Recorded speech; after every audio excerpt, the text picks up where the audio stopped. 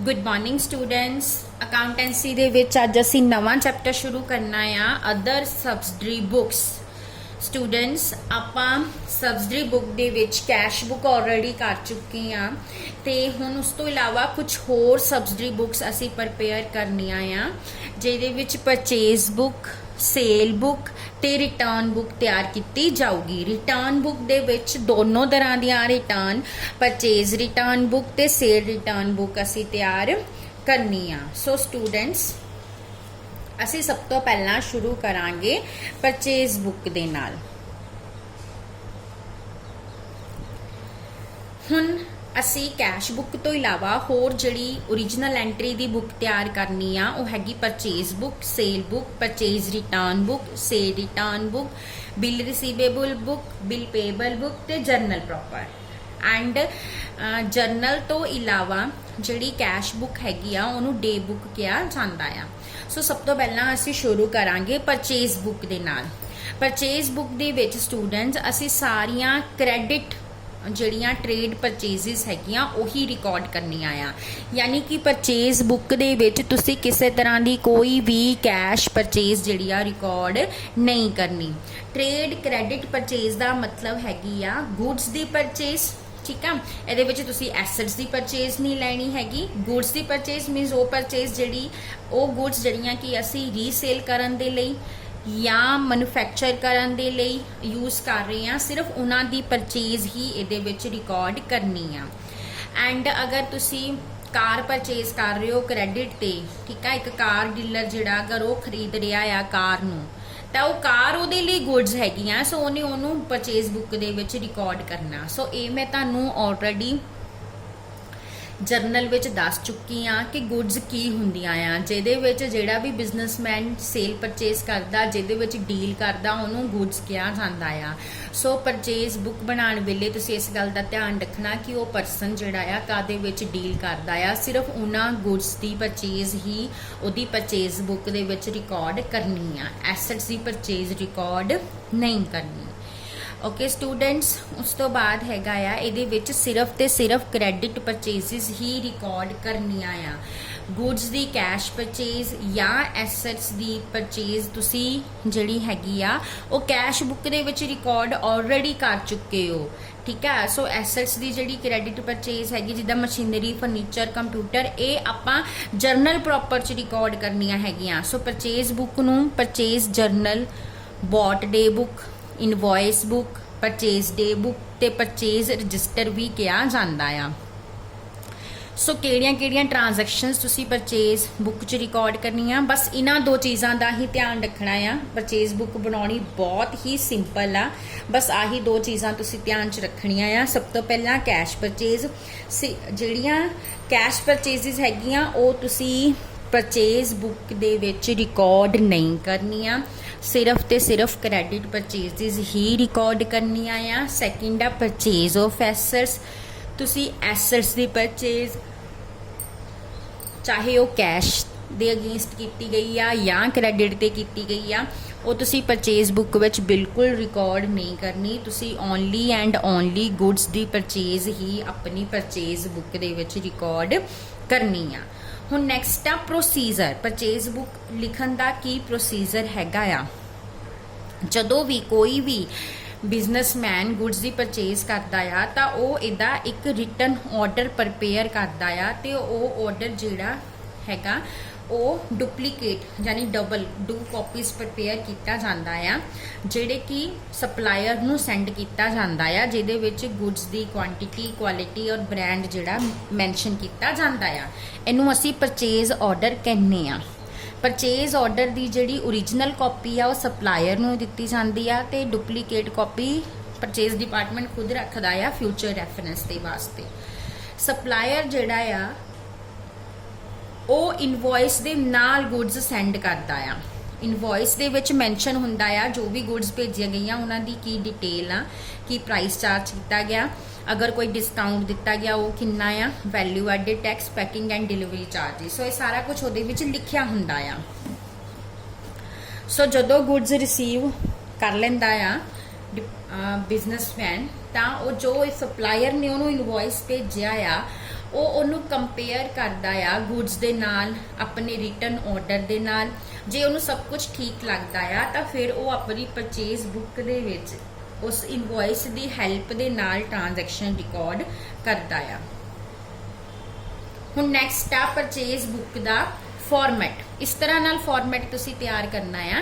सब तो पहला डेट का कॉलम होएगा, फिर पर्टिकुलर्स का कॉलम होएगा, फिर इनवॉइस नंबर जेड़ा तुहानू इनवॉइस आया ना बिल उहदे ते की नंबर लिखिया होया वो, दैन लैजर फॉल्यू मीनस इहनू तुसी फर्दर किस लैजर च रिकॉर्ड किया, उस तो बाद डिटेल ते अमाउंट। इस तरह नाल तुसी ये परफॉर्मा जेड़ा तैयार करना है।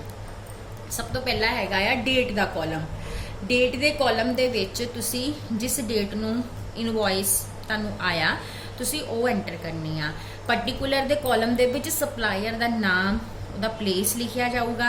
ਉਸ ਤੋਂ ਇਲਾਵਾ ਤੁਸੀਂ ਆਰਟੀਕਲ ਦੀ ਥੋੜੀ ਜਿਹੀ ਡਿਸਕ੍ਰਿਪਸ਼ਨ ਦੇ ਦੇਣੀ ਆ, ਕਿੰਨੀ ਕੁਆਂਟੀਟੀ ਆ, ਕਿਸ ਰੇਟ ਤੇ ਖਰੀਦੀ ਗਈ ਆ, ਕੋਈ ਡਿਸਕਾਊਂਟ ਆ, ਵੈਲਿਊ ਐਡਡ ਟੈਕਸ ਹੈ, ਸਾਰਾ ਕੁਝ ਉਹਦੇ ਵਿੱਚ ਰਿਕਾਰਡ ਕਰ ਲੈਣਾ। ਇਨਵॉइस ਨੰਬਰ ਦੇ ਵਿੱਚ ਜਿਹੜਾ ਹੈਗਾ ਤੁਸੀਂ ਜੋ ਵੀ ਇਨਵॉइस ਤੁਹਾਨੂੰ ਆਇਆ ਉਹਦਾ ਸੀਰੀਅਲ ਨੰਬਰ ਲਿਖਣਾ ਆ। ਅਗਰ ਇਨਵॉइस ਡਿਫਰੈਂਟ ਸਪਲਾਇਰਸ ਦੇ ਕੋਲੋਂ ਡਿਫਰੈਂਟ ਨੰਬਰਸ ਦੇ ਨਾਲ ਰਿਸੀਵ ਕੀਤੇ ਹੈਗੇ ਆ ਤਾਂ ਤੁਸੀਂ ਉਹਨਾਂ ਨੂੰ ਸੀਰੀਅਲ ਨੰਬਰਸ ਦੇ ਵਿੱਚ ਪ੍ਰੋਪਰਲੀ ਰਿਕਾਰਡ ਕਰ ਲੈਣਾ ਆ।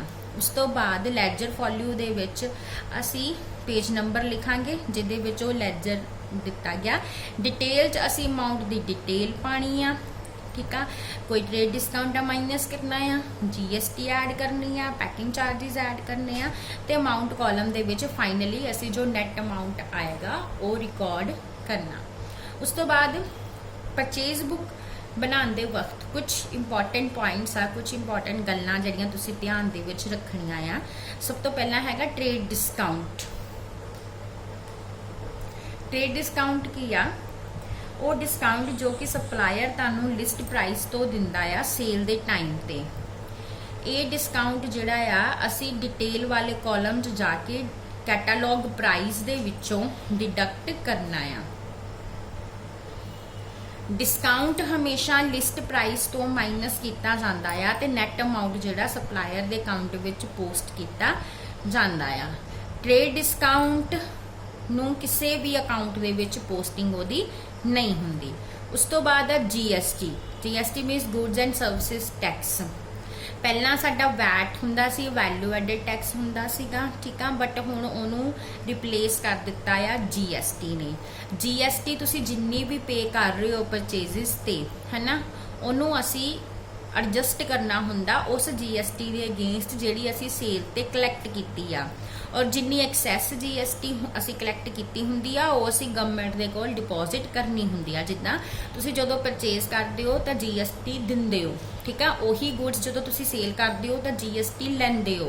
सो जिहड़ी GST लई आ उहदे चों जो GST दित्ती होई आ परचेज दे टाइम ते पे कीती होई आ वो माइनस करके बाकी दा अमाउंट जिहड़ा असी गवर्नमेंट को जमा कराना हुंदा आ।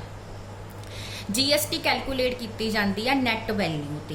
नैट वैल्यू मतलब ट्रेड डिस्काउंट माइनस करन तो बाद फ्रेट और पैकिंग और फॉरवर्डिंग चार्जिस जिहड़े हैगे उन्हां नूं ऐड करन तो बाद। सो ये सारा कुछ करन तो बाद जो वैल्यू आंदी उहदे ते GST पे की जाती आ, ठीक है। उस तो बाद नैक्सट हैगा आ फ्रेट और काटेज। सप्लायर जिहड़ा आ फ्रेट भी चार्ज करता है, काटेज भी चार्ज करता इनवॉइस ते, यानी किराया लेना उन्हें तुहाडे कोलों, ठीक है। अगर वो दो या ज़्यादा तरह दी गुड्स और सर्विसेज की सप्लाई कर रहा है तो उन्होंने असी कंपोजिट सप्लाई कह दिंदे आ, मतलब जिहड़ी ज़्यादातर बंडल्ड हुंदी आ। सो ये सारियां जिहड़ियां हैगियां आ supplies ordinary course of business कीतियां जांदियां आ, जिन्हों असी प्रिंसीपल सप्लाई भी कहने आ। ते प्रिंसीपल सप्लाई का जो टैक्स रेट हुंदा आ उही सारी सप्लाई ते अप्लाई किया जाता आ। सो फ्रेट ते कार्टेज नूं असी परचेज बुक दे विच ऐड करदे आ डिस्काउंट, ट्रेड डिस्काउंट माइनस करन तो बाद बट GST ऐड करन तो पहला। सो असी एक सैपरेट कॉलम भी बना सकते हैं परचेज बुक दे विच इहो जिहे जिहड़े एक्सपेंसिस हैगे उन्हां नूं रिकॉर्ड करन दे लई। उस तो बाद नैक्सट हैगा पैकिंग चार्जिस। फ्रेट ते कार्टेज वांगू ही अगर सप्लायर पैकिंग चार्जिस भी इनवॉइस ऐड कर रहा है तो ये पैकिंग चार्जिस भी तुसी अपने परचेज बुक च रिकॉर्ड करने आ। पैकिंग दो तरह की हुंदी आ, प्राइमरी ते सैकेंडरी। ਪ੍ਰਾਇਮਰੀ ਪੈਕਿੰਗ ਉਹ ਹੁੰਦੀ ਆ ਜਿਹਦੇ ਤੋਂ ਬਿਨਾ ਤੁਸੀਂ ਪ੍ਰੋਡਕਟਸ ਦੀ ਸੇਲ ਹੀ ਨਹੀਂ ਕਰ ਸਕਦੇ। ਜਿੱਦਾਂ ਕਿ ਸ਼ੈਂਪੂ ਲਈ ਤੁਹਾਨੂੰ ਬੋਟਲਸ ਚਾਹੀਦੀਆਂ ਨੇ, ਠੀਕ ਆ, ਪਾਊਚਸ ਚਾਹੀਦੇ ਨੇ, ਸੋ ਇਹ ਪ੍ਰਾਇਮਰੀ ਪੈਕਿੰਗ ਆ। ਤੇ ਸੈਕੰਡਰੀ ਪੈਕਿੰਗ ਕੀ ਹੁੰਦੀ ਆ, ਜਦੋਂ ਤੁਸੀਂ ਉਹਨਾਂ ਬੋਟਲਸ ਨੂੰ, ਉਹਨਾਂ ਪਾਊਚਸ ਨੂੰ ਫਰਦਰ ਜਦੋਂ ਅੱਗੇ ਕਾਰਟਨਸ ਜਾਂ ਬਾਕਸਿਸ ਦੇ ਵਿੱਚ ਪੈਕ ਕਰਦੇ ਹੋ ਤਾਂ ਉਹਨੂੰ ਅਸੀਂ ਸੈਕੰਡਰੀ ਪੈਕਿੰਗ ਕਹਿੰਦੇ ਆ। ਜੇ ਕੁਝ ਵੀ ਸਪੈਸੀਫਾਈ ਨਾ ਹੋਵੇ ਤਾਂ ਅਸੀਂ ਉਹਨੂੰ ਸੈਕੰਡਰੀ ਪੈਕਿੰਗ ਹੀ ਲੈਂਦੇ ਆ, ਜਿਹੜੇ ਕਿ ਪਰਚੇਜ਼ ਪ੍ਰਾਈਸ ਦਾ ਪਾਰਟ ਨਹੀਂ ਹੁੰਦੀ। ਸੋ ਉਹਦੇ ਲਈ ਇੱਕ ਸੈਪਰੇਟ ਕਾਲਮ ਅਸੀਂ ਬਣਾ ਲੈਣਾ ਆ ਪੈਕਿੰਗ ਚਾਰजेस ਲਈ, ਤੇ ਉਹਦੇ ਵਿੱਚ ਅਸੀਂ ਮੰਥਲੀ ਜੋ ਟੋਟਲ ਬਣਦਾ ਉਹ ਲਿਖ ਲੈਣਾ। ਪੈਕਿੰਗ ਚਾਰजेस ਜਿਹੜੇ ਪਰਚੇਜ਼ ਬੁੱਕ ਦੇ ਵਿੱਚ ਟ੍ਰੇਡ ਡਿਸਕਾਊਂਟ ਮਾਈਨਸ ਕਰਨ ਤੋਂ ਬਾਅਦ ਐਡ ਕੀਤੇ ਜਾਂਦੇ ਆ, ਬਟ GST ਐਡ ਕਰਨ ਤੋਂ ਪਹਿਲਾਂ ਕੀਤੇ ਜਾਂਦੇ ਆ, ਠੀਕ ਆ। ਔਰ ਫਰੇਡ ਦੇ ਅੱਗੇ ਪਿੱਛੇ ਤੁਸੀਂ ਬਾਅਦ ਚੋਂ ਜਾਂ ਪਹਿਲਾਂ ਤੁਸੀਂ ਕਰ ਸਕਦੇ ਹੋ। ਉਸ ਤੋਂ ਬਾਅਦ ਆ ਰਿਟਰਨੇਬਲ ਪੈਕੇਜ, ਠੀਕ ਆ। ਕੁਝ ਪੈਕਿੰਗ ਮਟੀਰੀਅਲ, ਕੁਝ ਬਾਕਸਿਸ, ਡਰਮਸ, ਬੋਟਲਸ, ਹਨਾ, ਕ੍ਰੇਟ ਵਗੈਰਾ ਇਹੋ ਜਿਹੇ ਹੁੰਦੇ ਜਿਹੜੇ ਸਿਰਫ ਡਿਲੀਵਰੀ ਕਰਨ ਲਈ ਯੂਜ਼ ਕੀਤੇ ਹੁੰਦੇ ਆ। ਤੁਸੀਂ ਉਸ ਤੋਂ ਬਾਅਦ ਉਹਨੂੰ ਰਿਟਰਨ ਕਰਨਾ ਹੁੰਦਾ ਆ। ਸੋ ਇਹਨਾਂ ਦੀ ਜਿਹੜੀ ਕਾਸਟ ਹੈਗੀ ਆ ਉਹ ਗੁੱਡਸ ਦੀ ਪਰਚੇਜ਼ ਦੀ ਕਾਸਟ ਦਾ ਪਾਰਟ ਨਹੀਂ ਬਣਦੀ, ਇਹਨੂੰ ਅਸੀਂ ਸੈਪਰੇਟਲੀ ਟ੍ਰੀਟ ਕਰਦੇ ਆ ਤੇ ਇਨਵੋਇਸ ਦੇ ਵਿੱਚ ਇਨਕਲੂਡ ਨਹੀਂ ਕਰਦੇ। ਸੋ ਇਹ ਸਾਰੀਆਂ ਗੱਲਾਂ ਅਸੀਂ ਧਿਆਨ 'ਚ ਰੱਖਣੀਆਂ ਆ ਪਰਚੇਜ਼ ਬੁੱਕ ਬਣਾਉਣ ਦੇ ਟਾਈਮ ਤੇ। ਹੁਣ ਅਸੀਂ ਕੱਲ ਜਿਹੜਾ ਆ ਸਮ ਸੋਲਵ ਕਰਾਂਗੇ ਕਿ ਪਰਚੇਜ਼ ਬੁੱਕ ਕਿਸ ਤਰ੍ਹਾਂ ਨਾਲ ਬਣਾਈ ਜਾਂਦੀ ਆ। Thank you.